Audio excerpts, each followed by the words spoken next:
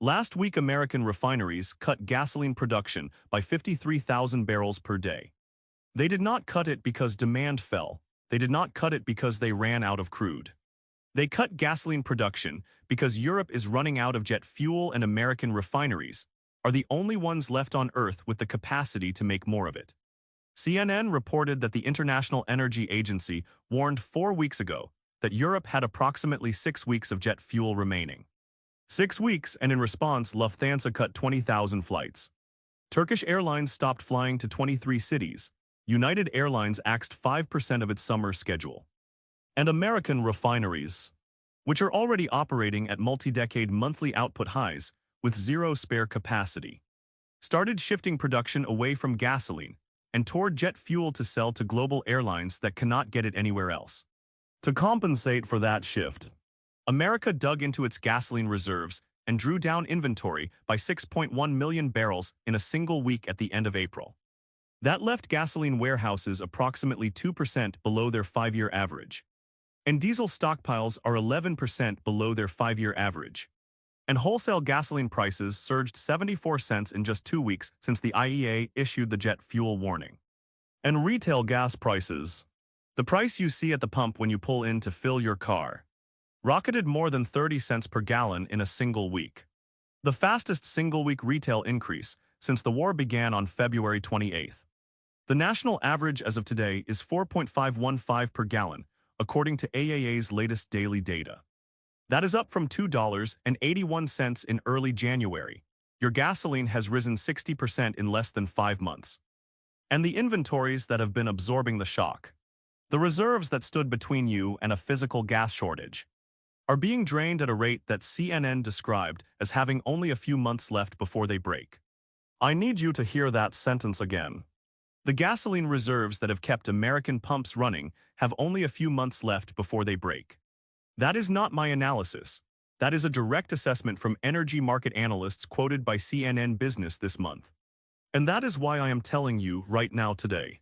While there is still gasoline at the station down the street from your house, fill every container you own. Because the margin between $4.50 gas and no gas at all is thinner than it has been at any point since the 1979 Iranian Revolution. Refineries running 80 maximum capacity, with zero room to absorb any disruption anywhere. Here is what most Americans do not understand about where their gasoline comes from and why the supply is so fragile right now. A barrel of crude oil does not become a gallon of gasoline by itself. It has to be processed in a refinery that heats the crude, separates it into components, and converts those components into finished products including gasoline, diesel, jet fuel, heating oil, and petrochemical feedstocks. American refineries are among the largest and most complex in the world. The Gulf Coast refining complex alone processes approximately 9.8 million barrels per day, making it the single largest concentration of refining capacity on Earth. And right now, every one of those refineries is running at or near its physical maximum. There is no spare capacity, zero, and that matters because a refinery is not a faucet you can turn up when demand increases.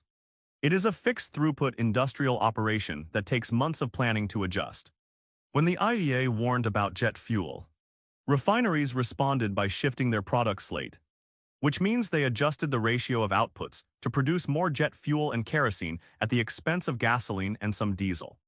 That 53,000 barrel per day reduction in gasoline output does not sound enormous against total U.S. gasoline demand of approximately 9 million barrels per day. But the American fuel system operates on margins so thin that a 53,000 barrel per day shortfall sustained over weeks draws down inventories at a rate that becomes visible in the supply data within a month and becomes visible at the pump within 2. CNN reported that the excess supply buffers that have supported the market only have a few months left before they break. And no new refinery has been built in the United States since 1977, not one. In 48 years. The refining capacity that exists today is all the refining capacity that will exist tomorrow, next month, and next year. If a single major refinery goes offline for unplanned maintenance, if a hurricane hits the Gulf Coast during the peak of hurricane season, which begins June 1st, if a fire, an explosion, a cyber attack, or a power failure takes down even one of the large Gulf Coast complexes, There is no backup. The gasoline that refinery would have produced simply does not get produced. And the 6.1 million barrel weekly inventory drawdown that already happened becomes 8 million, 10 million, 12 million. And the stations that are currently selling gasoline at $4.50 start rationing or running dry. And the fragility goes deeper than most people realize. Between 2019 and 2024, 6 American refineries shut down permanently, reducing total U.S. refining capacity by approximately 1.1 million barrels per day. Those closures happened because the economics of refining during the pandemic and the subsequent energy transition uncertainty made it unprofitable for those facilities to continue operating. The Phillips 66 Alliance refinery in Louisiana, which processed 255,000 barrels per day, announced its conversion to a renewable diesel facility. The Lyondell Basel Houston refinery, one of the oldest in the city, shut down after more than 100 years of operation. Each closure was treated as a business decision at the time. In 2026, each closure is a reduction in the safety margin that stands between the American consumer and a physical fuel shortage. Those 1.1 million barrels per day of lost refining capacity cannot be rebuilt in months or even years. A new refinery takes 5 to 10 years to permit, finance, and construct. And no company in America is currently planning to build one because the regulatory environment, the capital requirements, and the political uncertainty around fossil fuel infrastructure make the investment unjustifiable in the eyes of the financial markets. Which means the refining capacity you have today is the refining capacity you will have for the next decade. And that capacity is running at its physical maximum, with no room for any disruption of any kind. Iran just created a toll authority over the Strait of Hormuz and is seizing ships in open water. On May 5, 2026, Iran established the Persian Gulf Strait Authority. Read that name carefully. Iran has created a formal governmental body whose purpose is to authorize and regulate maritime transit through the Strait of Hormuz. This is not a temporary war measure, this is an institution. Institutions are designed to persist. And the creation of this authority represents Iran's attempt to convert its wartime blockade into permanent sovereign control over the most important energy chokepoint on Earth. The day the Strait Authority was announced, the container ship CMA-CGM San Antonio was reportedly struck by a cruise missile in the strait, injuring 8 crew members. On May 7th, the Chinese chemical tanker JV Innovation was attacked near Mina Sakar in the UAE, marking the first time a Chinese-owned vessel was targeted during the crisis. On May 8th, Iran seized the oil tanker Ocean Koi, accusing it of trying to harm and disrupt oil exports. Ships are being attacked, ships are being seized. Ships are being charged tolls exceeding $1 million per vessel for passage through waters that international law recognizes as a strait used for international navigation. Maersk, CMA CGM, and Hapag-Lloyd, 3 of the largest container shipping companies on Earth, suspended transits through the strait weeks ago and have not resumed. And 230 loaded oil tankers remain trapped inside the Gulf. The ceasefire that was supposed to reopen the strait has not reopened the strait. Abu Dhabi National Oil Company CEO Sultan Al Jaber confirmed that the strait is still not open, that Iran is restricting and conditioning traffic, and that shipments remain blocked. The IEA projected that global oil inventories will fall by an average of 8.5 million barrels per day during the second quarter of 2026. That is not a typo, 8.5 million barrels per day of inventory drawdown. Every single day, the world is consuming 8.5 million more barrels of oil than it is producing and moving to market. And that deficit is being filled by draining the strategic reserves, the commercial inventories, and the emergency stockpiles of every oil-consuming nation on Earth. Those reserves are finite, they are measured, and when they run out, the deficit becomes a physical shortage. Not a price increase, a shortage. The gas station has no gas. The truck stop has no diesel, the airport has no jet fuel. And the economy that runs on all 3 of them stops running. And the Strait of Hormuz crisis is not just an oil crisis, it is a fertilizer crisis. The Persian Gulf accounts for 30 to 35% of global urea exports and 20 to 30% of ammonia exports. Urea and ammonia are the 2 most critical inputs for nitrogen fertilizer, which is the foundation of modern agriculture. The disruption to fertilizer supply is hitting during the Northern Hemisphere's spring planting season, which means farmers in the United States, Europe, and Asia are making planting decisions right now based on fertilizer that they may not be able to obtain at any price. Morningstar analyst Seth Goldstein projected that nitrogen fertilizer prices could roughly double from 2024 levels, and phosphate prices could increase by approximately 50%. Unlike oil, the fertilizer sector does not have internationally coordinated strategic reserves. There is no fertilizer equivalent of the SPR. There is no IEA for urea. When the supply is disrupted, there is no emergency stockpile to release.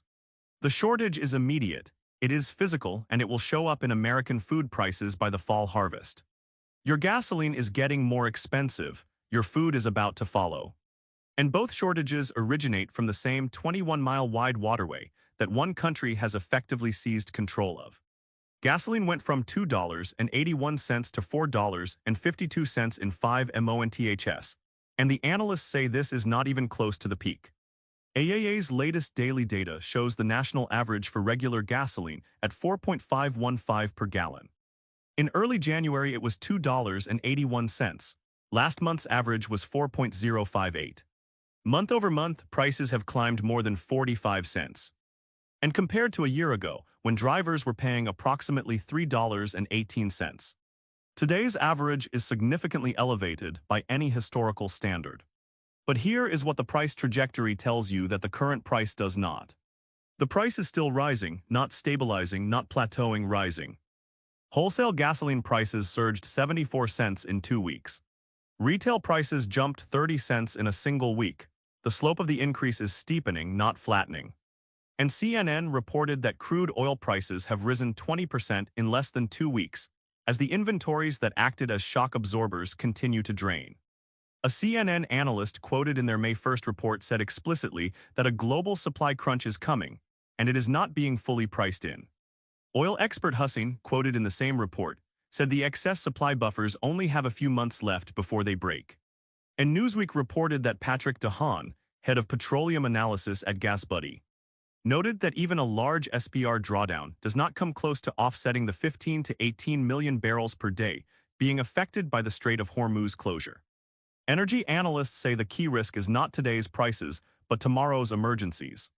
With a smaller reserve, the U.S. has fewer barrels available to counteract a sudden supply shock. If the conflict escalates further, if a Gulf hurricane hits refineries during the June through November hurricane season, or if another global disruption emerges, the government may have less ability to cushion the blow. The SPR saw one of its largest weekly declines on record, according to Newsweek. And the SPR was already at its lowest level since 1984, before the war began. Every barrel released to manage this crisis is a barrel that does not exist for the next crisis. And hurricane season starts in 17 days. And here is what the pricing trajectory tells you about where this is headed if nothing changes. The Brent crude benchmark went from $72.48 on February 28th to $112.57 on March 27th, a 55% increase in less than a month. After the ceasefire, it dropped back to approximately $95. Since then, it has been climbing steadily again, up 20% in less than 2 weeks according to CNN. That pattern of surge, partial retreat, and then a higher surge is the classic staircase pattern of a supply crisis. Each escalation pushes the price to a new high. Each diplomatic pause pulls it back partially. But each pullback lands on a higher floor than the previous one because the underlying deficit has not been resolved, and the inventories that could absorb the shock are smaller with each cycle. Goldman Sachs and Barclays analysts highlighted the risk of sustained high prices if the strait is restricted over a longer period. And RSM's chief economist drew the line at $125 per barrel WTI as the point where the oil shock becomes a macroeconomic problem that could tip the U.S. into recession. WTI is currently in the mid-$90s. The gap between the current price and the recession trigger is approximately $30. One escalation, one tanker seizure, one attack on a refinery, one hurricane, one mine detonation. Any one of those events could close that $30 gap in a matter of days. And every dollar increase in crude translates to approximately 2.4 cents per gallon at the pump within 1 to 2 weeks. A $30 crude increase would add approximately 72 cents per gallon to the retail price. That would push the national average from $4.52 to over $5.20. And $5.20 gas in America is the price at which consumer behavior changes permanently. Driving drops, spending drops, commuting patterns change. Rural economies that depend on affordable transportation contract. Small businesses whose margins depend on delivery costs close. And the recession that every economist has been warning about for 6 months finally arrives through the gas pump. Heavy sour crude is trapped in the Gulf and American refineries cannot make diesel without it. CNN explained something this month that cuts to the heart of why America's fuel supply is more vulnerable than most people understand. Not all oil is the same. American shale oil is light and sweet. It is excellent for making gasoline. The oil that comes from Venezuela, the Middle East, Saudi Arabia, Iraq, and Kuwait is heavy and sour. It is excellent for making diesel, jet fuel, asphalt, and petrochemical feedstocks. American Gulf Coast refineries were built over decades to process heavy sour crude. They were designed for Venezuelan oil, for Saudi oil, for Iraqi oil. And that heavy sour crude is the crude that is currently trapped inside the Gulf behind Iran's blockade of the Strait of Hormuz. Behind the 230 tankers that cannot move. Behind the mines that Iran planted and may have lost track of. Behind the Persian Gulf Strait Authority that is now charging million-dollar tolls per vessel. American refineries can process domestic light sweet crude to make diesel and jet fuel, but at lower efficiency and higher cost. CNN confirmed that this efficiency loss is one of the reasons gasoline production has been cut. The refineries are being forced to work harder with the wrong grade of crude to produce the fuels the world is desperately short of. And the extra effort required to make jet fuel and diesel from light sweet crude means less capacity is available for gasoline. PBS documented the numbers at the beginning of the crisis. From March 2nd to March 16th, regular gasoline went from $3.01 to $3.96 per gallon. Diesel went from $3.89 to $5.37. Diesel prices matter to every American because diesel engines power every semi-truck carrying food to your grocery store. Every farm combine harvesting your food. Every construction machine building your roads. Every fishing vessel catching your seafood. And every train carrying freight across the continent. CNN reported that diesel is now just 16 cents from hitting an all-time record high. An all-time record, higher than 2008 when oil was $147 a barrel. Higher than 2022 during the Russia-Ukraine crisis. And diesel at all-time highs means transportation costs at all-time highs, which means everything that moves by truck, train, or ship costs more to move than it has ever cost in the history of the American supply chain. Your grocery bill in June and July will reflect diesel prices that are at or near the highest level ever recorded. And there is nothing any policy can do to change that in the short term because the heavy sour crude that American refineries need to make diesel efficiently is sitting in tankers inside the Persian Gulf with nowhere to go. 14 million barrels per day missing from global supply, and the math does not add up. CNN's analysis from May 1st laid out a math problem that should keep every American awake at night.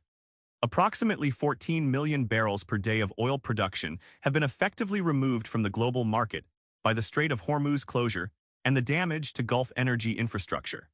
Global production increases from the United States, Latin America, and other non-Gulf producers have added approximately 8 million barrels per day of additional output.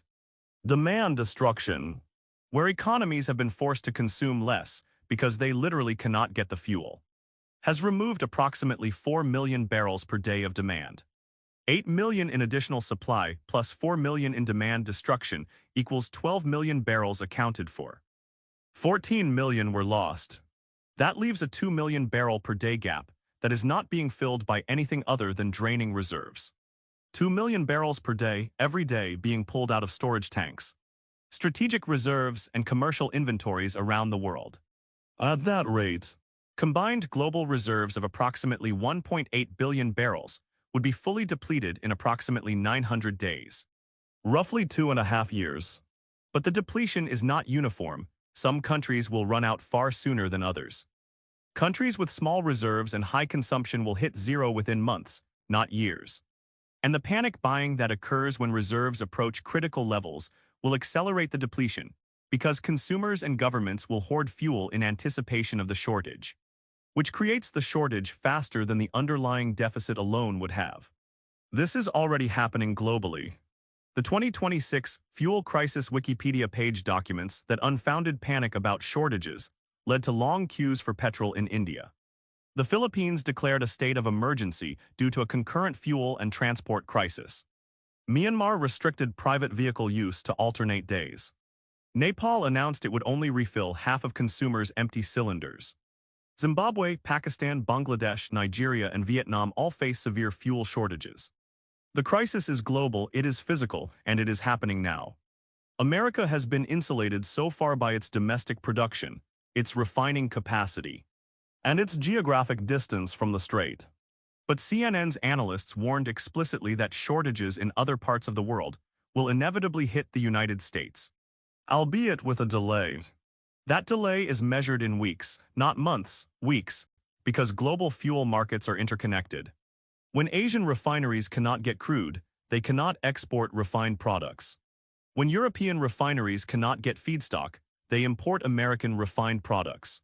When American refineries shift output to serve global shortages, American inventories decline. The insulation is temporary, the math is permanent, and the math says 14 minus 12 equals 2. 2 million barrels per day of deficit every day with no solution visible. And that 2 million barrel daily deficit is the optimistic calculation. It assumes that the 8 million barrels of additional production actually reaches the market, which it can only do if the shipping lanes and pipeline infrastructure between producing countries and consuming countries remain intact and operational. It assumes that the 4 million barrels of demand destruction stays destroyed, which it will not if economies recover or if winter heating demand arrives before the crisis is resolved. And it assumes no additional disruptions, no additional attacks, no additional infrastructure damage, no additional closures of shipping routes. Every one of those assumptions is fragile in the current environment. The Red Sea has already been disrupted by Houthi attacks that forced commercial shipping to reroute around the Cape of Good Hope, adding weeks to delivery times and billions in fuel costs. If Iran's proxies expand their attacks, or if the Strait of Hormuz crisis triggers copycat blockades at other chokepoints, the 14 million barrel deficit grows, and the reserves that are covering the 2 million barrel daily gap shrink faster. And the day when commercial inventories hit zero arrives sooner than anyone is currently modeling. And when commercial inventories hit zero in a given region, that region does not experience a price increase. It experiences an absence, pumps with bags over them. Signs that say no fuel available, truck stops turning away drivers. Airlines canceling flights not because of ticket prices, but because there is no jet fuel in the airport tanks. That is the scenario that energy analysts are now openly discussing. Not as a worst case, as a plausible case if the strait remains restricted through the summer. Hurricane season STARTS June 1 ST, and the Gulf Coast refining complex has zero margin for a storm. Atlantic hurricane season officially begins on June 1, 2026. That is 13 days from now. The Gulf Coast refining complex, which processes approximately 9.8 million barrels per day, sits directly in the path of Gulf hurricanes. In August 2005, Hurricane Katrina shut down 95% of Gulf oil production and 88% of Gulf natural gas production. Gasoline prices spiked $1 per gallon in a single week. In September 2008, Hurricane Ike shut down 96% of Gulf oil production and disrupted refining operations for weeks. In August 2017, Hurricane Harvey dropped 60 inches of rain on the Houston area and shut down nearly a quarter of total U.S. refining capacity. Gasoline prices surged nationwide within days. In August 2021, Hurricane Ida knocked out 95% of Gulf oil production and caused refinery shutdowns that lasted weeks. Each of those hurricanes hit a Gulf Coast refining system that had spare capacity, that had healthy inventory levels, that had a strategic petroleum reserve above 600 million barrels, and that was not simultaneously managing a global energy crisis caused by the closure of the world's most important oil chokepoint. A hurricane hitting the Gulf Coast in the summer of 2026 would hit a system with zero spare refinery capacity. Gasoline inventories 2% below the 5-year average. Diesel inventories 11% below the 5-year average. An SPR that just experienced one of its largest weekly declines on record. And a global supply deficit of 2 million barrels per day that is already draining reserves worldwide. The compounding effect would be catastrophic. A Category 3 or higher hurricane that shut down even 30% of Gulf refining capacity for 2 weeks would remove approximately 3 million barrels per day of refined product from the American fuel supply. Added to the existing global deficit, the combined shortfall would exceed anything the American fuel distribution system has ever absorbed. Gas stations in the Southeast, the Mid-Atlantic, and the Northeast would run dry within days because the Colonial Pipeline, which delivers 2.5 million barrels per day from Gulf refineries to the East Coast, would be running at reduced capacity or shut down entirely. The 2021 Colonial Pipeline ransomware attack shut it down for 6 days and caused panic buying that emptied stations from Virginia to Florida within 48 hours. A hurricane-driven shutdown would be measured in weeks, not days. And the panic buyings, which is already a demonstrated behavior in the United States during fuel disruptions, would begin within hours of the first forecast track showing a hurricane entering the Gulf. The difference between preparation and panic is measured in the days before the forecast, not the hours after. And that window of preparation is right now. Retail gasoline surged 30 cents in a single week. Wholesale surged 74 cents in 2 weeks. Diesel is 16 cents from an all-time record. Gasoline inventories fell 6.1 million barrels in 1 week. Refineries are cutting gasoline production by 53,000 barrels per day to make jet fuel for a world that is running out of it. Iran has established a permanent toll authority over the Strait of Hormuz and is seizing ships in open water. 230 loaded tankers sit trapped inside the Gulf. The IEA projects an inventory drawdown of 8.5 million barrels per day for the entire second quarter. Hurricane season starts in 13 days. CNN's analysts say the supply buffers have a few months left before they break. And the national average is $4.52 today. It was $2.81 in January. It was $3.18 a year ago. The trajectory is vertical. The buffers are draining. The strait is blocked, the refineries are maxed, the reserves are at 40-year lows. And the one thing that could make all of it worse, a Gulf hurricane, arrives in less than 2 weeks. Fill your tank today, fill your spare gas cans today. Top off every vehicle in your household today. If you have a generator, make sure the fuel is fresh and the tank is full. If you commute 30 or more miles to work, calculate how many days of driving you have in a full tank and a full spare can and know that number. If you have elderly parents or family members who depend on a vehicle for medical appointments, fill their tanks for them. Not next week, not this weekend, today. Because the gap between $4.52 gas and a station with a bag over the pump handle is measured in a single refinery outage. A single pipeline disruption, a single hurricane forecast, or a single escalation in a strait that is already controlled by a government that is seizing ships and charging tolls. The American fuel system is a tightrope. It has been a tightrope for months. And the wind is picking up.